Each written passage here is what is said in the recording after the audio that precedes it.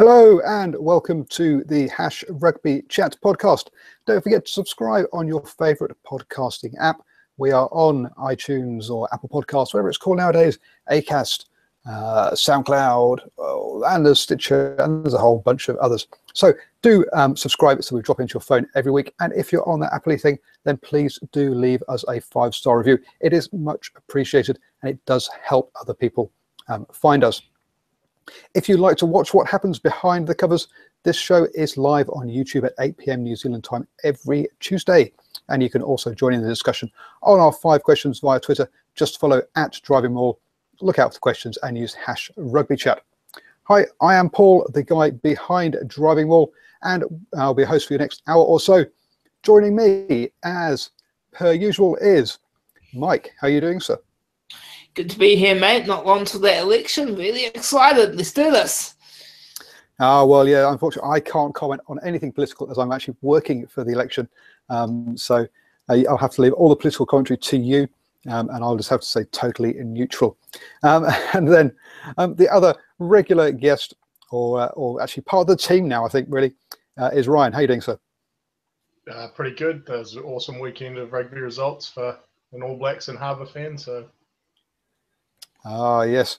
So can Harbour go all of the way? That's going to be perhaps something we'll talk about later.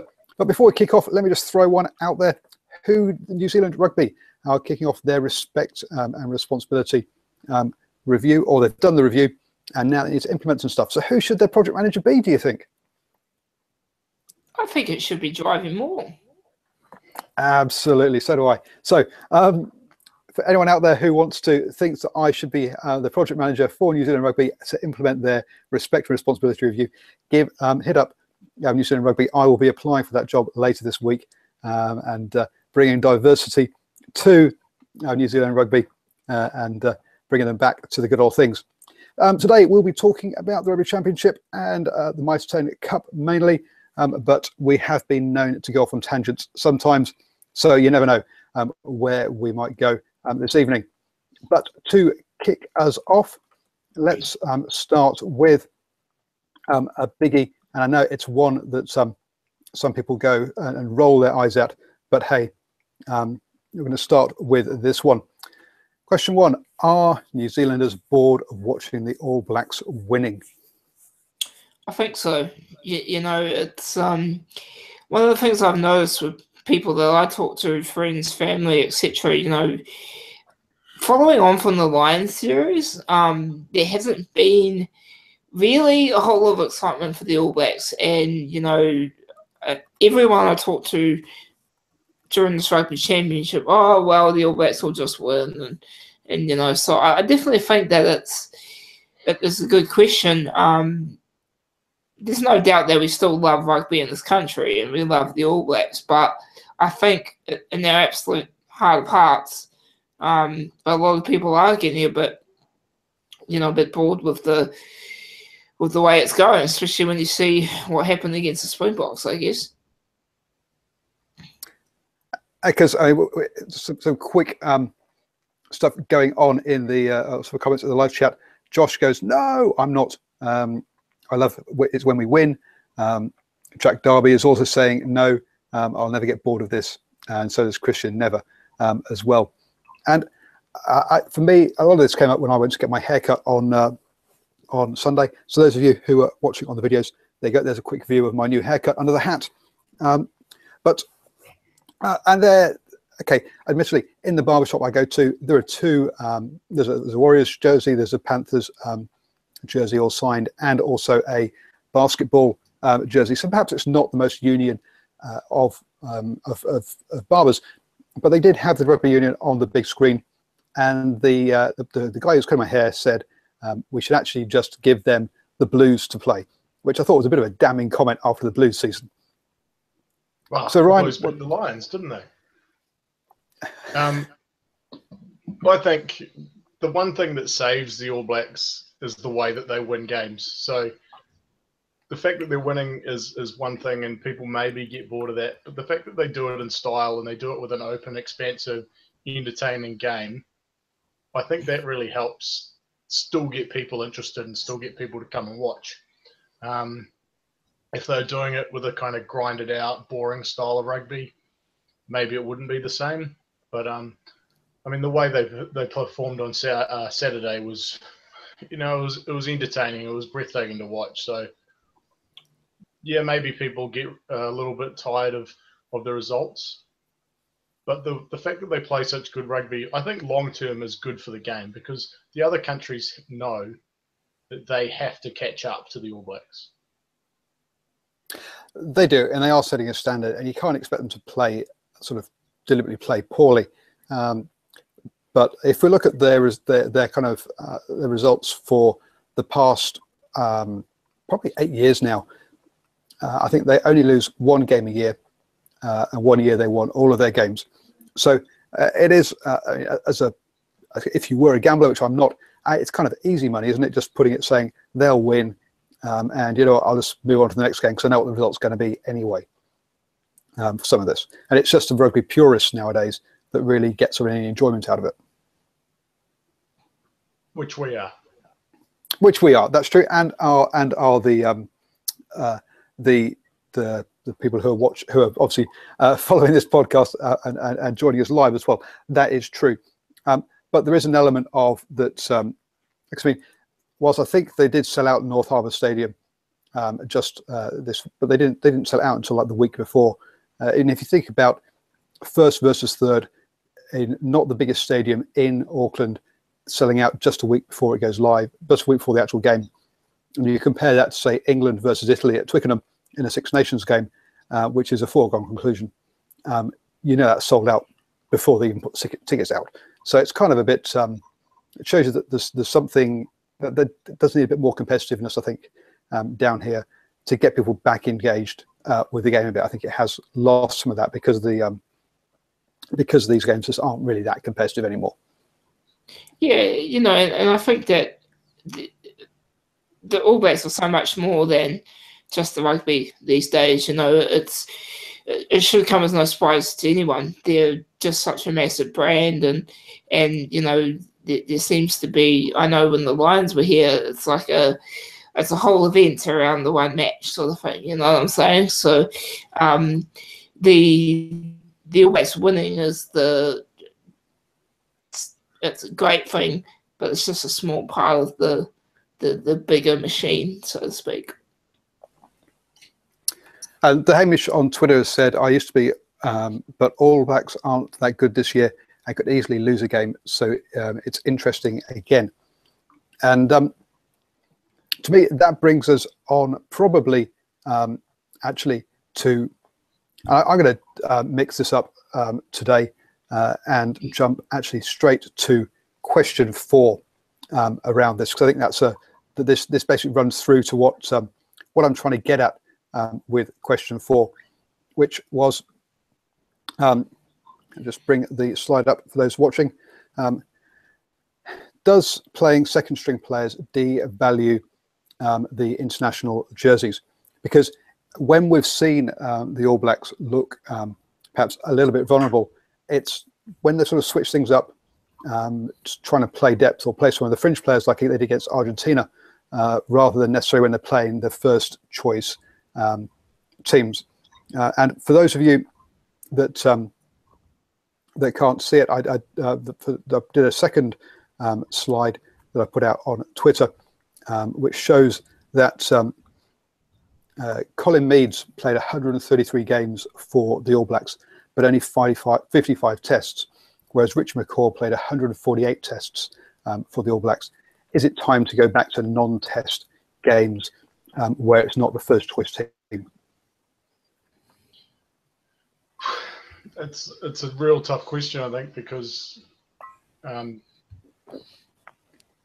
part of what the reason for rotation, as you just alluded to, is that you're trying to develop depth.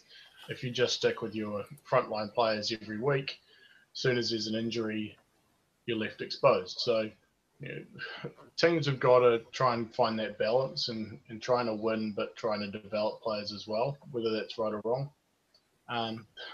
The problem is, if you go back to tours, where do you fit them in?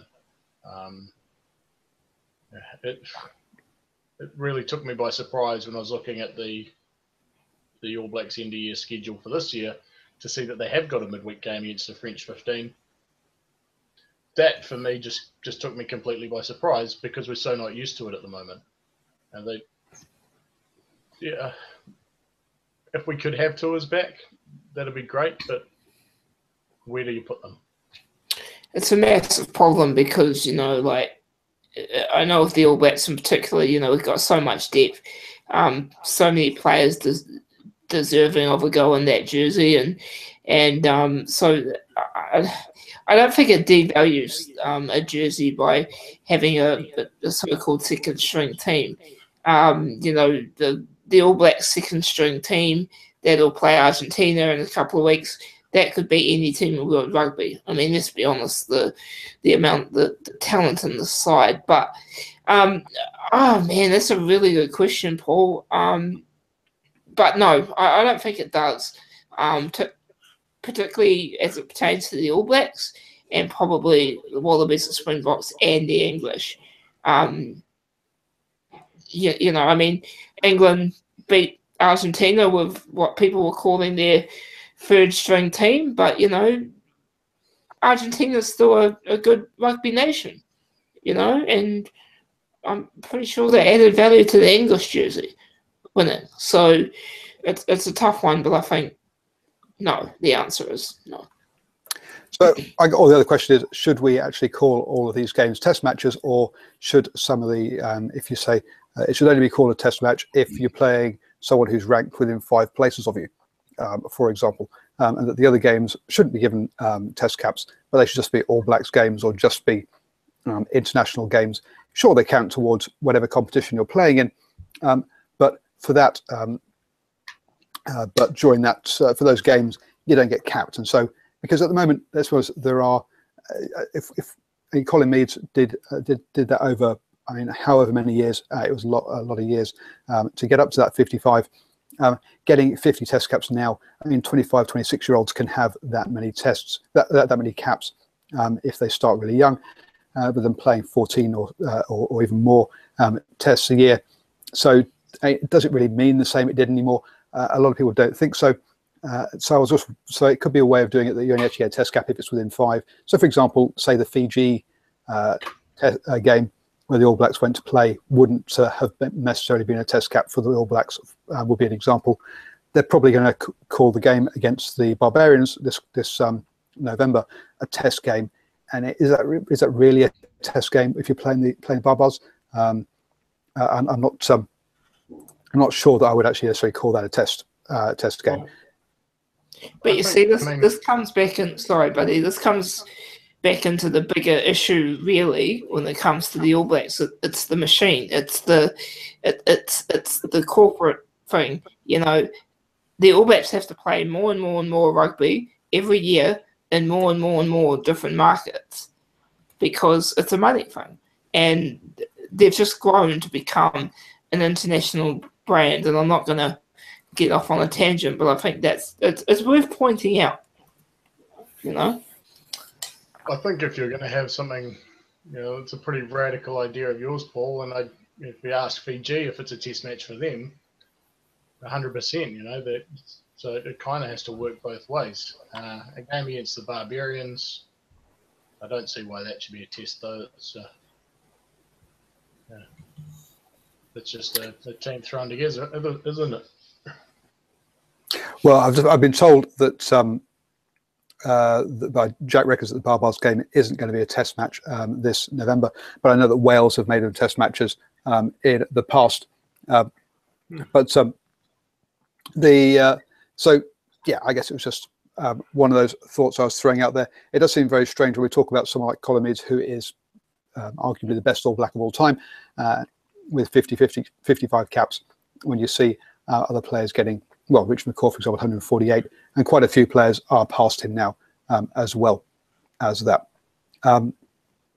DECCON20 in the live chat says next we'll be calling Sevens games tests. No, but they have turned the Sevens tournaments into having medals. Now, here we go, tangent. So on the Sevens competitions, do you think it should just be cup and then second, third, fourth, or do you like this idea of a gold, silver, bronze for the HSBC World 7 stops to bring it in line with the Olympics? You're throwing us a curveball here, Paul, and I have. There's no preparation at all. This was just going totally out of the blue. I wasn't even aware of that, to be honest. So, I mean, I can kind of see what they're trying to do because it is an Olympic sport, but I find the whole 7 circuit to be quite low down my priority list anyway.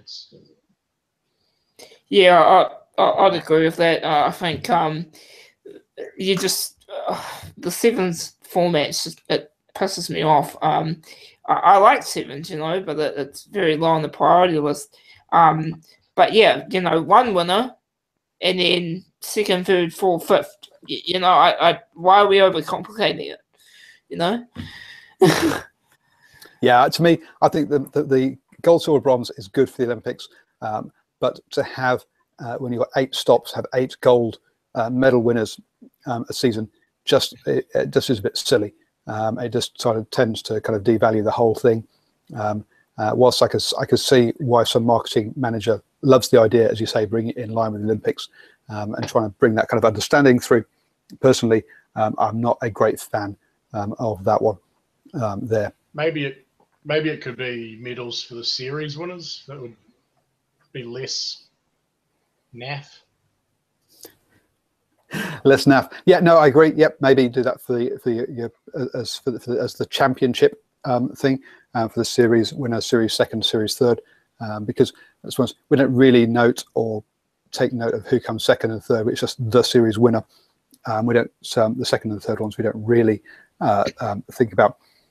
A couple of discussions on the side here. If you're happy to take.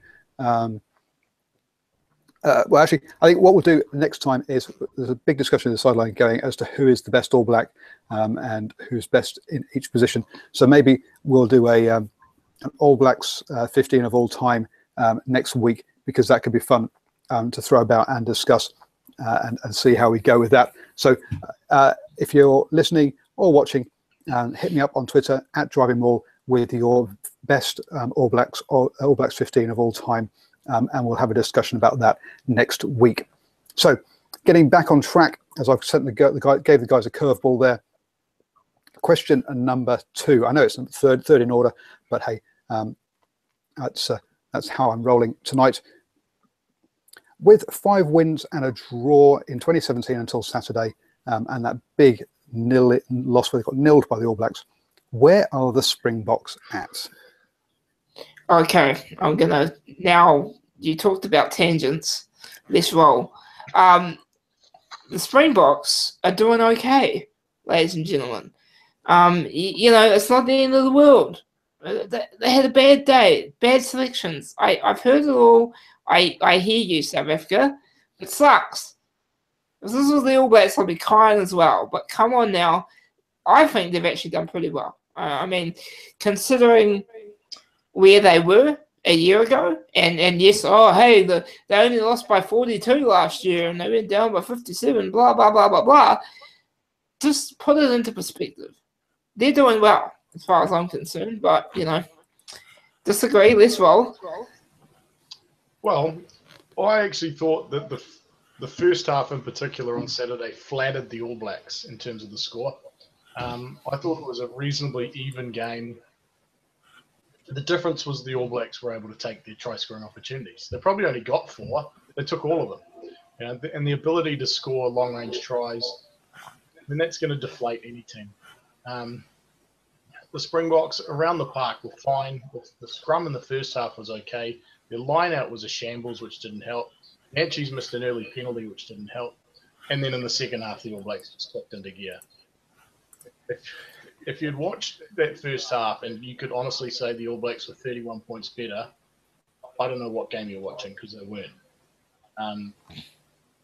Were they the better team across 80 minutes? Undoubtedly. 57-0? No way. So, yep, the Springboks, yeah, it's a little blip on the radar, but in terms of their other games, I think they'd be happy where they are. But do we really think of them as being the 3rd best side in the world currently? Well, who would you put ahead of them? England, Ireland, two teams definitely, and then France are back on the way up. But to have a team that lost or that didn't win a game during the November internationals last year, so in the last 12 months they went through a tour with no wins, and then to get nilled by the All Blacks and just call and say that's the third best team in the world, something's got to be wrong with World Rugby. Oh, we all know there's something wrong with World Rugby. I mean, that's nothing new. I don't know. I don't know who you would put in that place instead of the Springboks. I mean, a lot of talk about England, and yes, they had the big run of wins that they had, but it's rugby, any sport. On the day you have bad days, and I mean, the tripe that we've seen on social media this week about the death of South African rugby, and it's never been as bad as this. I mean, give me a break, please. One of my Springboks mates, he said that this loss was a worse feeling than the loss to Japan in the World Cup, and I just can't see how that's possible.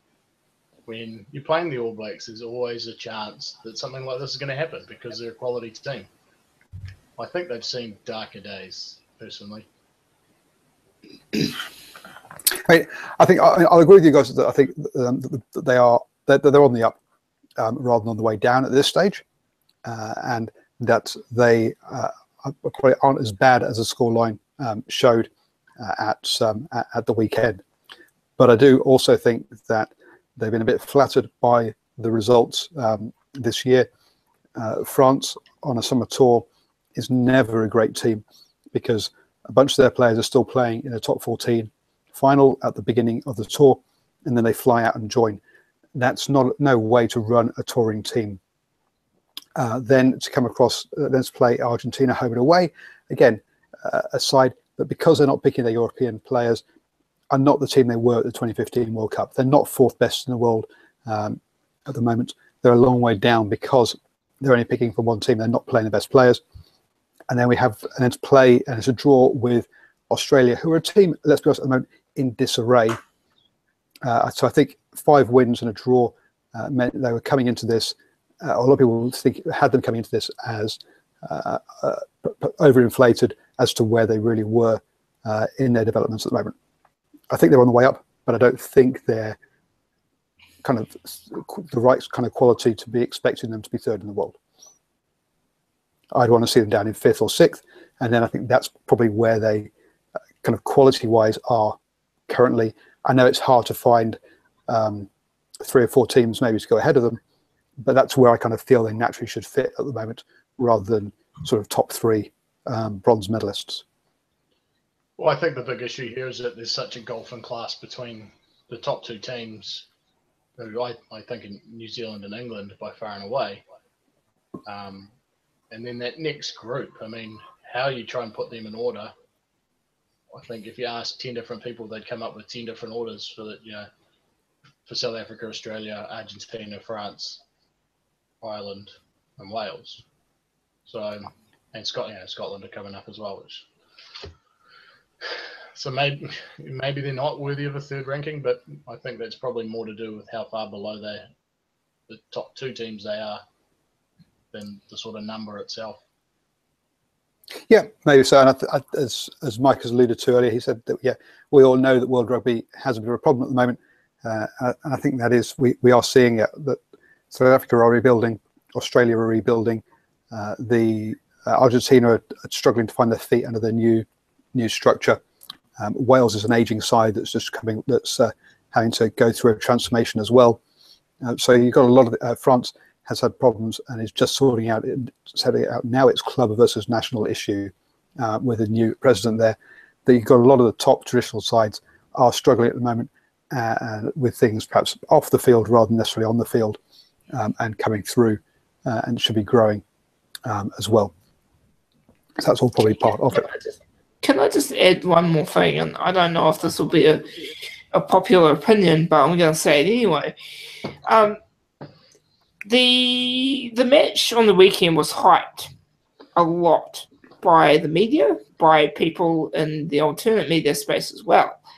And then when Springboks played the way they did, we all jumped down their throat. You know, I mean, my question is like, when are we going to be happy? You know, and to all the people who are on Twitter saying things that they're saying, well, how about you guys get out there and try and beat the All Blacks? You know, when are we going to be satisfied that it's just a game of rugby? Come on now. Yeah, I do think it was overhyped, as I say, because I think that those 5 wins and a draw gave an inflated view of where South Africa are. So I do think that yeah, you're right. It did get hyped. It was supposed to be the first kind of test for the All Blacks in this Rugby Championship, and I think that a lot of the TV companies and media companies are scared that it's just a stroll in the park for the All Blacks in this Rugby Championship, and therefore the amount of viewers, the amount of clicks, people reading about it, is dropping off because, well, we know New Zealand have already won, so what's the fuss, guys? The next real games for New Zealand are in November in Europe, is how some people are seeing it. Some people would go even further and say, actually, the next real game for New Zealand is not this November, but November 2018 when they play England. And actually, we have 14 games of 14 or 15 All Blacks games where we know who's going to win until they play England, which I think is very. I think the media is very scared of that because of, I guess, what we said earlier, that people are turning off and going, well, we know what the result's going to be. And if you think this weekend was overhyped, wait until that England game next year. Yeah, because that will be pumped to the masses. It will be as long as England keep performing. True. England have to win the Six Nations, and I can't remember Irish. I don't know where they're touring in June. I guess it's going to be South Africa if it's not New Zealand, because we went to Australia recently. So they would have to, yes, they'd have to beat the Bockies in South Africa as well. But that's my guess as to where they're touring. I don't know for certain. Cool. Question. I've got myself totally mixed up as to what question number we're on now. But moving away from international rugby, and let's get down to the NRC, which is, or the National Rugby Championship, which is the Australian competition, with Fiji Jura equal top of the NRC. Are Australia going to lose their own competition as well as everything else? I doubt they will, but it'd kind of be cool to see it happen, if I'm honest. Yeah, something that I've noticed about this competition already is that some new laws, but is tackling still legal? Because some of the scores are unbelievable. These games must be, I haven't watched any, but they've been super entertaining. Because the 60, 70 points combined is standard from what I've seen. Yeah, there was. They actually did change they did have some different laws, scoring laws last year, but this year they have reverted to the standard laws. The previous laws, from memory, had a down. They changed the scoring. I think they reduced the amount for kicks and increased it for tries, and they were worried that they would reduce the scoring, and that's, as you say, hasn't happened. They are still getting up big scores. So no, tackling is allowed in this, but it's been seen as a way of and there's been some really interesting discussions last year on Green and Gold Rugby podcast. So if you're interested in Australian rugby, check them out. They are great. They were talking about what's the purpose of the NRC, a bit like we did about the Mitre 10 Cup last week, sorry. And they were saying, yeah, it's about development.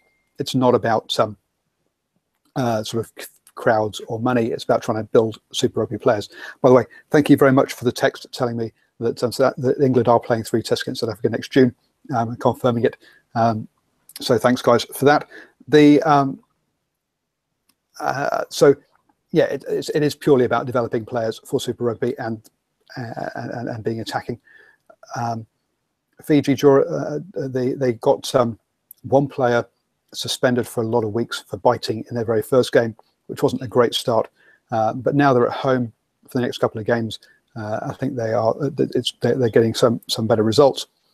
They have played the Melbourne Rising, who are looking a mess this season with no points so far, a bit like the Rebels. So yeah, I think it's probably going to be too early for a brand new team to go win this thing, but I do also think that they are going to be definitely competitive in this. Yeah, well, I think, Australian rugby needs, they need something to prepare their players for Super Rugby. So, I'm amazed that the NRC is just such a new thing. But in terms of, Fijian team coming in and winning the comp and maybe taking it away, I mean, let's be honest, Aussie rugby deserves nothing less. It's an absolute... I was going to swear, sorry. It's an absolute joke over there right now. I mean, what do they expect? To be fair, club rugby is going very well. They've been getting record crowds in the Shield, and did get some pretty decent crowds to the finals of that competition. Some of I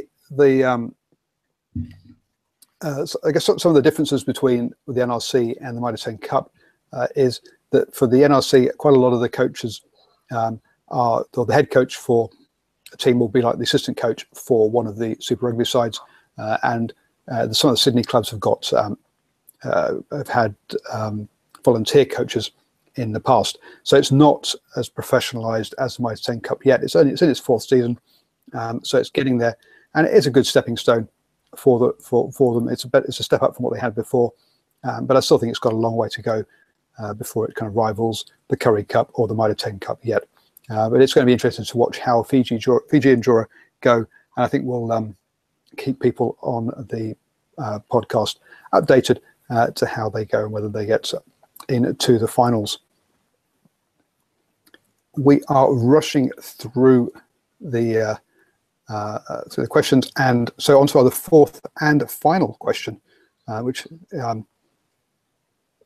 sorry, no, we had four. We had question 4, but we jumped to question 4. So it's question 5, which is actually the proper final question. Is the best Mitre 10 Cup team in the Championship rather than the Premiership? No, and I've got some stats for this one. Oh, so I've come prepared. I mean, the result on Sunday was a massive shock. I don't think anyone saw it coming. I did tip Wellington on Rugby Chat last week, but not by whatever the final margin was.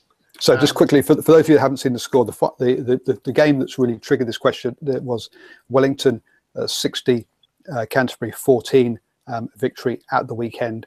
Wellington in the Championship and Canterbury in the Premiership, and the current holders, I do believe. Yeah, so teams that are backing up on Sunday after playing midweek are currently 1-5. So we have Waikato lose to Tasman. We had Auckland lose to Harbour. Wellington lose to Tasman. Hawke's Bay lose to Otago, and then Canterbury lose to Wellington. The only team to win was Counties Manukau. They beat Hawke's Bay on the weekend, and the game itself was one of the worst games of rugby I've ever seen. So two bad teams, and one of them, the more quality team, ended up winning. Combined scores, 142 for the team backing up, 267 to the team with the week's rest.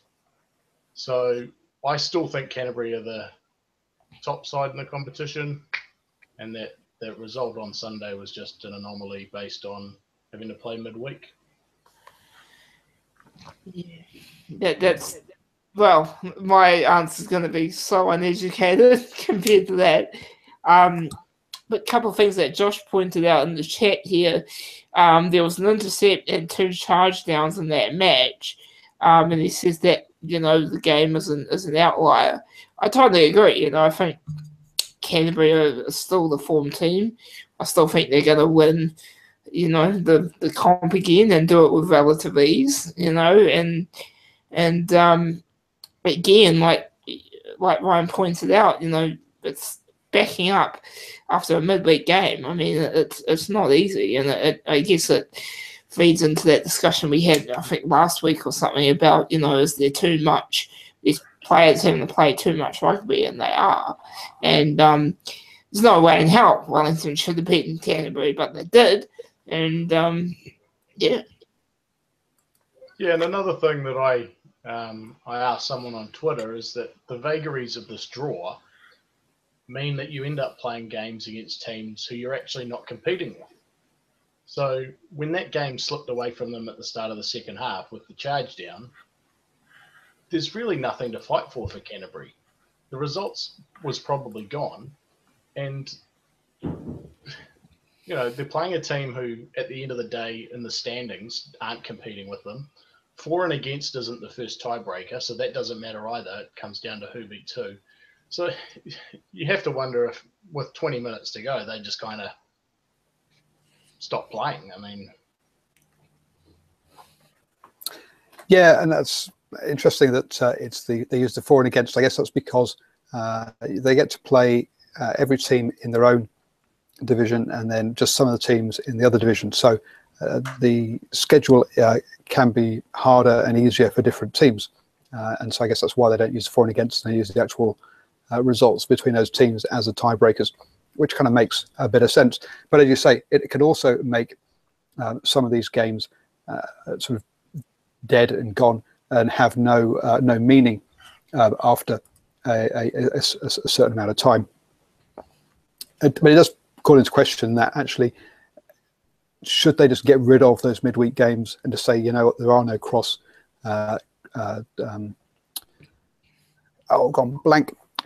conference games, and so that you just play people in your own conference, and if you fine, Auckland don't play Southland or Northland for several seasons until one of the teams gets promoted or relegated, and we just have to live with that. And that actually some of these Battle of the Bridge, Battle of the Bombays, we'd have to say, look, they're not going to happen every year, and you know what, you're not going to get the Ranfurly Shield being sort of held by a Premiership team.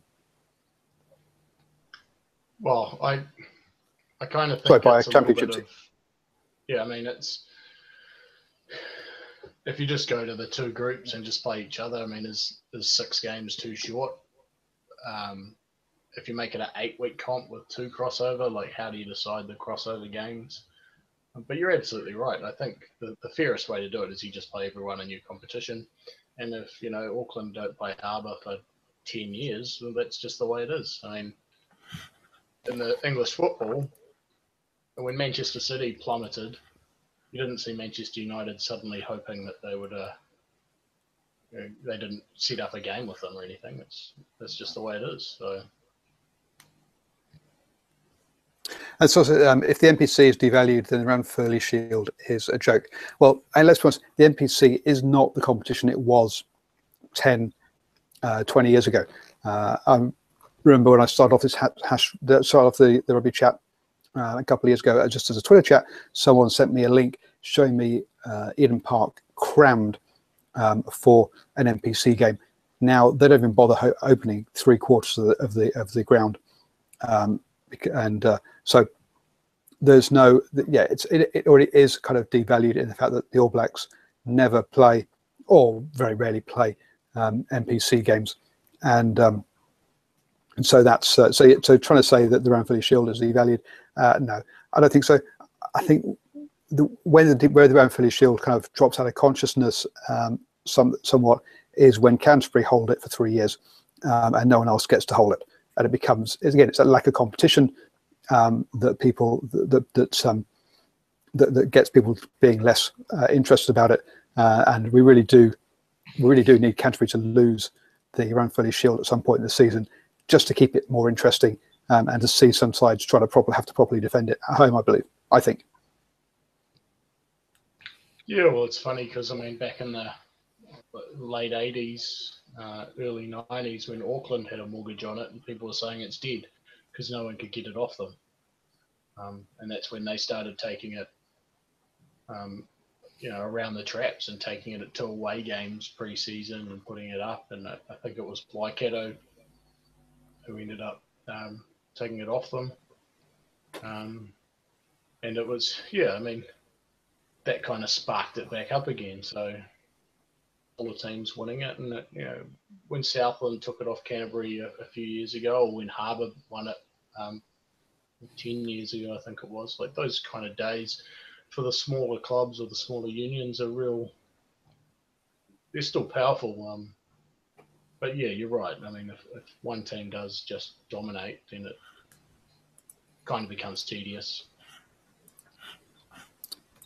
I guess to me, when Southland did win that, did win it, got a lot more coverage. A lot more people got more interested in it. I think Southland got some really good crowds for those games, and it was great getting the Shield moving around a bit more.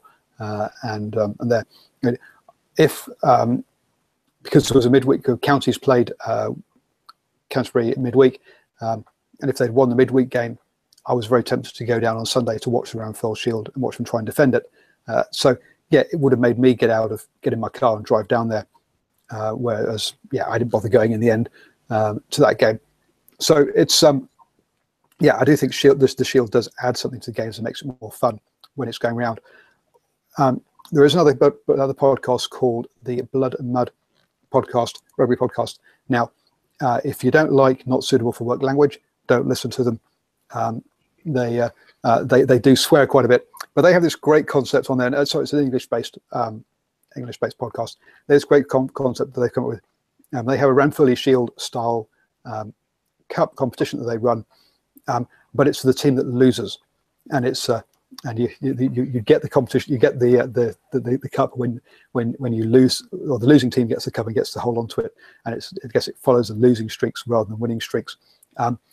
So that's kind of interesting and fun as well. So if you like that sort of concept, go and have a listen to them, as they'll talk about where that cup's going each week. And because obviously they have cross competition games in the European Cup competition games in Europe, it switches between leagues as well, which can be quite fun. So it would be kind of interesting to see maybe Canterbury defend the Ranfurly Shield against, say, the Golden Lions or the Sharks, and see if they could hold it cross competition as well between, say, the Curry Cup and the MPs and the Mitre 10 Cup.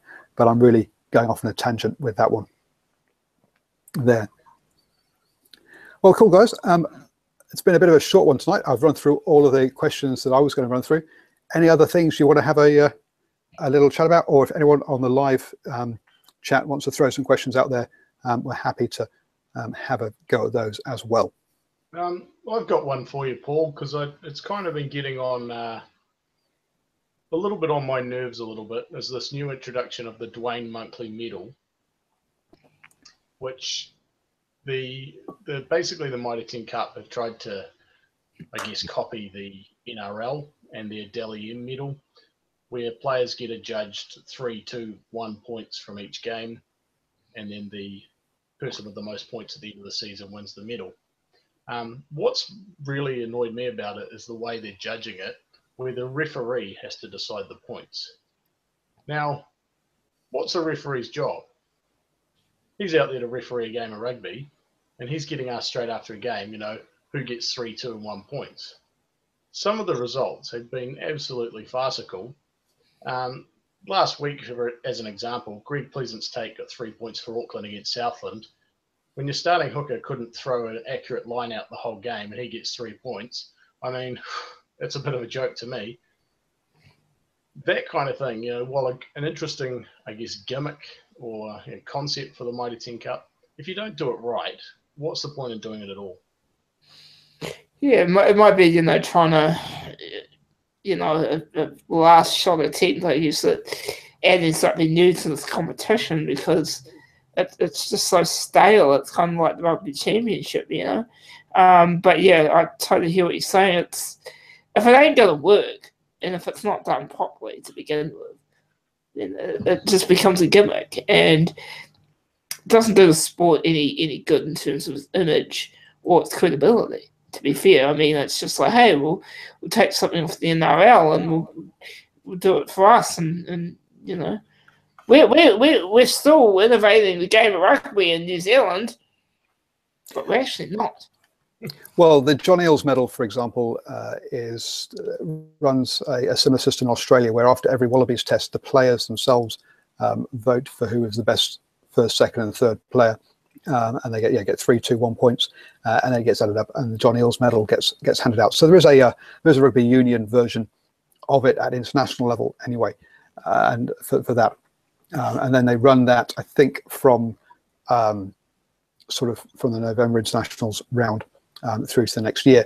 But you're right, asking a referee who might not even look at the fullback for 3/4 of the game because he's looking at the forwards messing around in rucks to try and rank how players are playing is farcical. Asking him to sort of judge and try and think about something that distracts him from his primary job is a bad idea. You need to either make it the players or the coaches or the commentators, but I would go get the 2 head coaches to rank their players 3, 2, 1. I think that would probably be a better way of doing it. Or the head coach has to rank the opposition players 3, 2, 1 for every game. So 2 players get 3 points, 2 players get 2, 2 players get 1. Would be, I think, a better way of doing this rather than trying to do it as asking referees to do something that's totally outside their job description. Just a little conversation about scheduling and the comments here, and I just want to ramble a bit, so bear with me. But if you look at each year, right, we've got end of January, early February, Super Rugby starting up, pre-season, everyone's really excited, and then the first month of Super Rugby is really big Kiwi derbies, you know, a lot of ratings, awesome rugby, and then Super Rugby kind of dwells down a bit. You have the interconference matchups. You have it's still good quality. Then you have the June international window, which is always good. Then we have Super Rugby come back and a whole lot of big New Zealand derbies again. Then we have Super Rugby finals. Then we have Rugby Championship. And then, amongst all that, we have the Minor Team Cup. And then we have the end of year tour. There is too much rugby, ladies and gentlemen. Something needs to be done. Well, something is going to be done after the next Rugby World Cup. We're going to shift the June tests to July and have Super Rugby in one block, and not have a month off, which will be really helpful. Cool. Well, that would have helped the Blues this year instead of having to go to Japan for one game and losing to the Sunwolves. Well, they would. I suppose they were on holiday at that point. They weren't really playing rugby at all. They'd already checked out and were on the beach for that game. Absolutely. That was an absolute farce, wasn't it? But you're right. Yeah, so you're picking up on Christopher Edwards. Is it time to get rid of end of year, mid-year internationals and just have one big international break for 6 to 8 weeks, home and away games, tours, more matches against tier 2 teams? Yep. So just to pick up on that one, the reason that we have a window for Northern Hemisphere sides to come south and vice versa is basically down to funding. At the end of the day, the home hosting team gets to keep the dollars, and so the idea is that when the Southern Hemisphere teams travel to Europe, the European teams make money, and the way that the Southern Hemisphere teams make money is when the Northern Hemispheres come down and play in June. So that's why you have 2 separate windows. If you were to sort of merge it into one and say the first half of it you go somewhere else and you all travel back for the second half, that would be a very disjointed season, a very disjointed block of games. It's hard enough trying to keep track of where people are going during the November window. Just over 3 weeks, never mind making it over 6 to 8 weeks. So yeah, I don't think that's kind of going to work in there. And if you look at someone like Clive Woodward, when he was trying to get the England team to be competitive around and win the 2003 Rugby World Cup, he deliberately wanted England to come south and play the top three teams in Australia, New Zealand, and South Africa as often as possible to get used to playing in those conditions, get used to playing at that level. So you have this kind of double-edged sword. Do you not play as many games and then don't get exposure so your players don't get as good? Or do you play games and they get worn out because they're playing too many games, and we say people are getting bored of rugby because there's too many games? People are getting pulled both ways. The reason we have so many games is because people like Clive Woodward realised they needed those games to get the players competitive with the All Blacks, who are the All Blacks still play more Test matches than anyone else, along with Australia, than anyone else in the world. They regularly hit the sort of 14 to 16 tests a year, whereas the Northern Hemisphere teams are closer to the 12 tests a year kind of level. This might not sound very much, but that is a 30%, or can be as high as a 30% difference between those two numbers, which in reality is quite a big difference. Yeah. I mean, let me be cynical again. It's not like New Zealand rugby would be had their hands cut off if they didn't have, the rugby championship games in New Zealand. I mean, look at the amount of money they just made from the Lions series. Look at the amount of money they made from the Welsh tour last year, I mean... So you try to say you just don't bother having the rugby championship anymore? I'm just saying that, something needs to be done, and I think that New Zealand many games every year, and we could have done without a few of those, the ones in New Zealand this year. Maybe it should alternate. Mm. Maybe we should have the rugby championship every 2 years, and in the off year you get teams touring.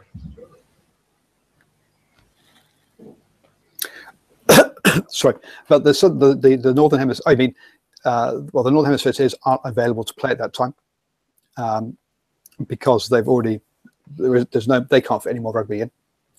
So unless you're talking about touring Fiji or Samoa, in which case can they get their players back from the European competitions? And that also brings it up as well. Well, I guess that just stirs up that whole club versus country debate again. What's more important? Yep, and from the players' point of view, it's where the money is.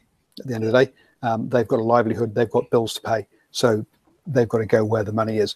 And unless people fund the Fiji and Samoa to the levels that Toulon are funded, then they're never going to be able to compete purely on that one there. But here's the thing: when the All Blacks go to Tokyo or wherever the hell it is, and they play Japan, I mean, who's bringing the money to that party? Who brought the money to Samoa when we went over there? I mean, the New Zealand Rugby Union is not short of $1. They don't need to have so much home rugby. They really don't. Oh, the Samoa one, the only reason they went and played that game was because they were embarrassed by, and I've forgotten the radio and TV presenter's name, who put a campaign together. John Campbell, that's it. I wanted to say Alistair Campbell, I knew that was wrong. So yeah, John Campbell basically embarrassed the New Zealand Rugby Union into making that game happen. And then they still screwed the Samoan government for $1 million. So so there is that that side of it. I do think though we're going to have a seismic change after 2019, 2020 when the next TV rights come up. The World Rugby has gone and put in a new global calendar post 2019 for the next 12 years. But in reality, these things are driven by TV contracts and money, not so much just by those regulations that are put in place. If South Africa pulls out of Sanzar and heads north, then we could see that whole calendar be ripped up and renegotiated along the lines of whatever TV money there is around at that point. So that may be your saving grace, except I don't think it will lead to less games. If anything, it will just lead to more games. But I think that's where we might see, whilst at the moment we've got this small change, which basically is switching the June test window to July. But I think that we could have a much bigger change if South Africa do head north. Just one more quick thing. I'm sorry to be this person tonight, but do you reckon New Zealand rugby, once that deal you talk about the rights change hands, do you think New Zealand rugby wants Sky to still have the contract? I think they do, actually. So a couple of things around TV contracts in New Zealand, and whoever gets it has got to have a free-to-air option, and this is why Sky bought Prime TV, so they could put the All Blacks games on delay on their free for view. So if Amazon were to come in, they would have to do a deal with TV1, 2, or 3. Sorry, to be able to put those games out there. Otherwise, that wouldn't, because they would need a channel to put the delayed broadcast on. So we'll see. At the moment, I think New Zealand rugby have got in a good place that they can blame Sky for the cost of watching rugby and yet take all the cash. That's my view. So we're probably at predictions times, guys. We're overrunning now after being running short. So let's get on to some of the predictions. Only got my Cup this week. Bay of Plenty versus Southland. How do you see that one going? Don't care about either team. Going to go Southland by 3. Bay of Plenty by 20. Whoa. I've also gone Bay of Plenty. Southland, sorry, they've lost all their games all season. There is no chance they're going to win that one. Next up, Otago versus Auckland. Auckland, and they got the win over was it Southland? Correct. Ken? Huh? Yep. Yeah, Auckland. Auckland by 10. Ryan? This one could be a close one. Perhaps the toughest to call in the round, but I'm going to go home advantage, Otago by 3. I'm going home advantage as well. Otago by 5, even though I'm an Auckland supporter. Otago are a much better outfit than Southland are. And I think this next game is actually going to be the closest. Manawatu versus Northland. Northland by about 7.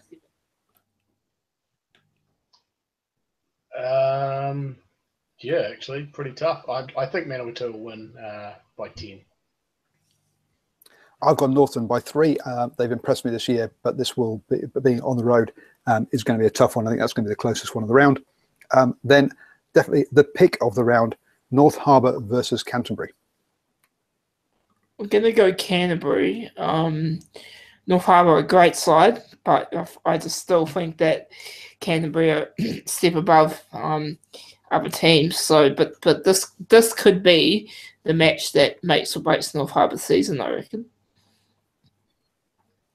Well, I can't tip against my North Harbour team, unlike Paul with Auckland. So I'll go North Harbour by 1 in a thriller. Yes, clearly you're expecting Canterbury to win then.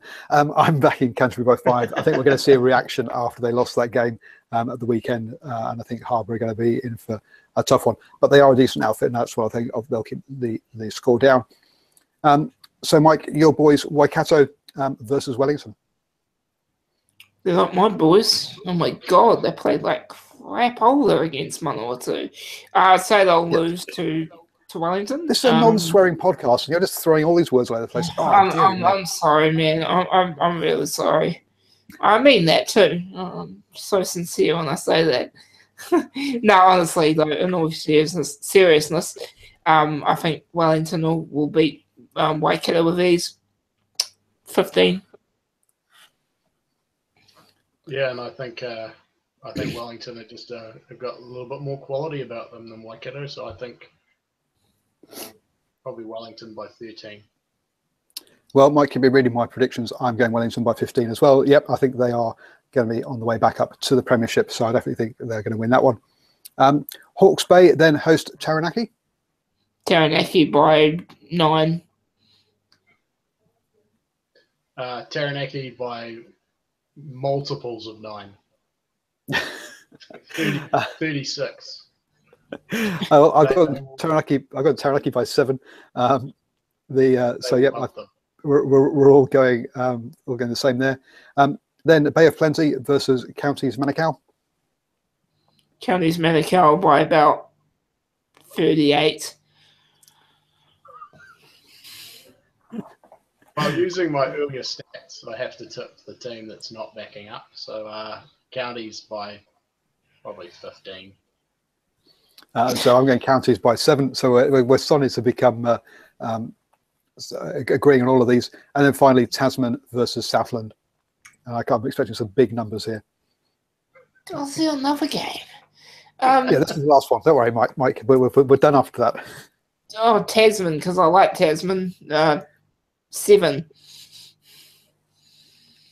Tasman by 40. Yeah, and I've also gone Tasman by 7. I think, yeah, Tasman by 40 is probably closer to the mark. Southland have lost all their games all season, and they're backing up. So yeah, that's an easy Tasman win. Right, boys. Thank you very much for another enjoyable Hash Rugby chat. It has been an absolute pleasure. For everyone who is watching on YouTube, don't forget, subscribe to the channel, give it the old thumbs up. If you're listening on the podcast, don't forget, subscribe to the podcast and give us a 5-star rating. And Mike, how can people get hold of you during the week? Yeah, apologies for the foul language of the show, mate. I'll make sure I work on it next week. Yeah, you can find me on Twitter at Real Mike Pullman. And please report I'm over that 500 mark. So I will shut up about it now.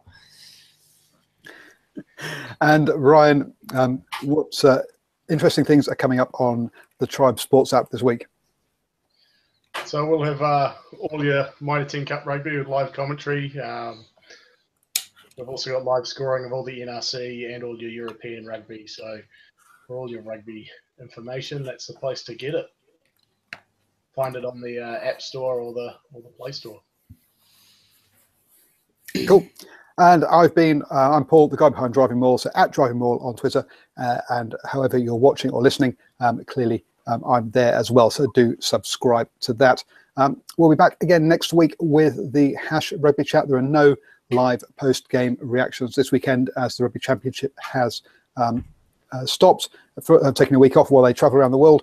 And we'll be back the week after next with more live post-game reactions. So look out for those as well. Thank you very much. And yeah, subscribe.